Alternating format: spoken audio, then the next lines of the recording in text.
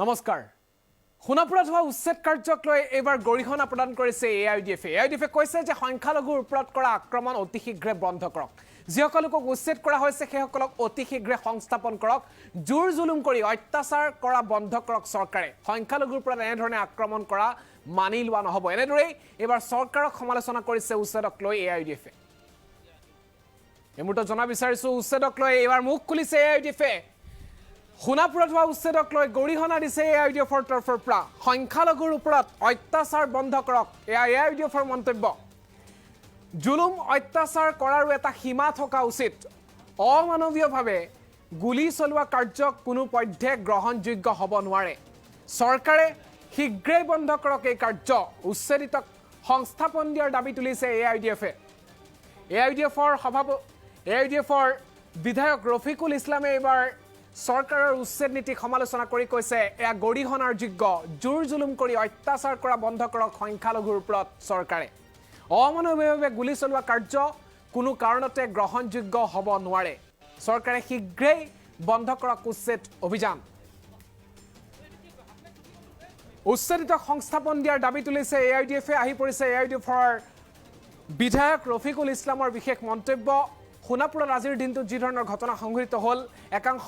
লোকে সন্দেহযুক্ত লোকে আৰক্ষীৰ ওপৰত জঁপিয়াই পৰিল আৰু প্ৰত্যুত্তৰত আৰক্ষীয়ে যি ধৰণৰ বাধা প্ৰদান কৰিলে সেই বাধাত দুজনকৈ সন্দেহযুক্ত নাগৰিকৰ মৃত্যু হ'ল উচ্ছেদিতৰ মৃত্যু হ'ল অবৈধ বেদখলকাৰীৰ মৃত্যু হ'ল বেদখলকাৰীৰ মৃত্যুৰ পিছতে এতিয়া এনেদৰে এআইডিএফ চৰকাৰৰ প্ৰতি তেওঁলোক সৰব হৈ উঠা পৰিলক্ষিত হৈছে আহি পৰিছে এআইডিএফৰ বিধায়ক ৰফিকুল ইছলামৰ মন্তব্য আগবঢ়াইছোঁ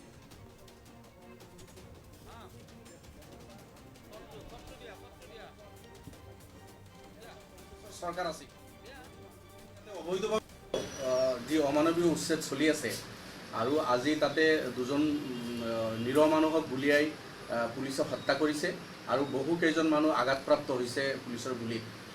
একফালেদি অমানৱীয় উচ্ছেদ আনফালেদি গুলিয়াই হত্যা কৰা এই কাণ্ডক আমি গৰিহণা দিছোঁ তীব্ৰ ভাষাৰে নিন্দা কৰিছোঁ এই অত্যাচাৰ জুলুম এইবিলাক বন্ধ কৰিব লাগে মুখ্যমন্ত্ৰীৰ প্ৰতি আহ্বান থাকিল জুলুম অত্যাচাৰ এটা সীমা হ'ব লাগে এই সকল মানুহ আজি 50-60 বছৰৰ পৰা তাতে বসবাস কৰি আছে তাতে স্কুল আছে অনুষ্ঠান আছে গভৰ্ণমেণ্ট ৰোড বনাইছে আপোনালোকে ইলেক্ট্ৰিফিকেশ্যন আপোনালোকে কৰিছে এই গোটেইখিনি ব্যৱস্থা আজি বিজেপি চৰকাৰ 8 বছৰৰ পৰা বিজেপিৰ চৰকাৰ চলি আছে ইয়াৰ আগত কংগ্ৰেছৰ চৰকাৰ আছিল যদি মানুহখিনি ইয়াতে অবৈধভাৱে বহিছে আপোনালোকে ৰাস্তা কিয় বনাই দিছে এই মানুহখিনিক ইলেক্ট্ৰিফিকেশ্যন কিয় দিছিলে এই মানুহখিনিক আপোনালোকে তাতে বিদ্যালয় কিয় আপোনালোকে পাতিছিল এই সবখিনি সুবিধা একফালে দি মানুহখিনিক হাত বাউলি মাতি আনি তাতে বহাৰ আপোনালোকে সুবিধা দিছে আনফালে এতিয়া মানুহখিনিৰ ঘৰ বাৰী ভাঙি দিছে গুলিয়াই হত্যা কৰিছে নিৰ্মমভাৱে গুলিয়াই মানুহখিনিক হত্যা কৰি তৎপৰ উচ্ছেদ কৰি আছে যদি চৰকাৰী ভূমিতে এই মানুহসকল আছে তেতিয়াহ'লে আপোনালোকে এই মানুহখিনিৰ বিকল্প ব্যৱস্থা কৰি তাৰপিছত জাগাখিনি আপোনালোকে ল'ব পাৰিলেহেঁতেন সেই নকৰি অমানৱীয়ভাৱে উচ্ছেদ আৰু গুলিয়াই হত্যা কৰা এই কাণ্ডক কোনোপধ্যেই গ্ৰহণযোগ্য নহয় অতি সোনকালে এই সব কাণ্ড বন্ধ হ'ব লাগে আৰু ইনকুৱাৰী হ'ব লাগে হাই লেভেলত যে পুলিচে গুলিয়াই কিয় হত্যা কৰিলে এই সকল মানুহতো নেহত্যা তেখেতসকলৰ হাতত আমি দেখিছোঁ সৰু সৰু কিছু লাঠি লৈ ওলাই আহিছে কাউৰী বা চৰাই চিৰিকটিৰ বাঁহ যদি কোনোবা ভাঙি দিয়ে সেইসকলে ওলাই আহে আক্ৰমণ কৰাৰ কাৰণে যে মই বনোৱা মোৰ আশিয়ানাটো ভাঙি দিছে কোনোবাই এইসকল মানুহ গৰীব মানুহ দুখীয়া মানুহ তেখেতসকলে পৰিশ্ৰমী মানুহ পৰিশ্ৰম কৰি মূৰৰ ঘাম ভৰিত পেলাই তেখেতসকলে দুটকা উপাৰ্জন কৰি নিজে পৰিশ্ৰম কৰি ঘৰ বাৰী বনাইছে ল'ৰা ছোৱালীক পোহপাল দি আছে আপোনালোকে ৰাতাৰাতিৰ ভিতৰত গৈ সেইসকলৰ ঘৰ বাৰী ভাঙি দিব গতিকে চৰাই চিৰিকটি জীৱ জন্তুৱে যদি তেখেতসকলৰ ঘৰ ভাঙি দিয়া হয় আক্ৰমণ কৰিবলৈ আহে আৰু এইসকলতো মানুহ গতিকে তেখেতসকলে হিতাহিত জ্ঞান শূন্য হোৱাটো স্বাভাৱিক কথা তেখেতসকলৰ ঘৰ বাৰী ভাঙি দিছে সৰু সৰু ল'ৰা ছোৱালী বৃদ্ধ মানুহ তাতে আছে ল'ৰা ছোৱালীৰ স্কুলত পৰীক্ষা আছে এই সব যেতিয়া আপোনালোকে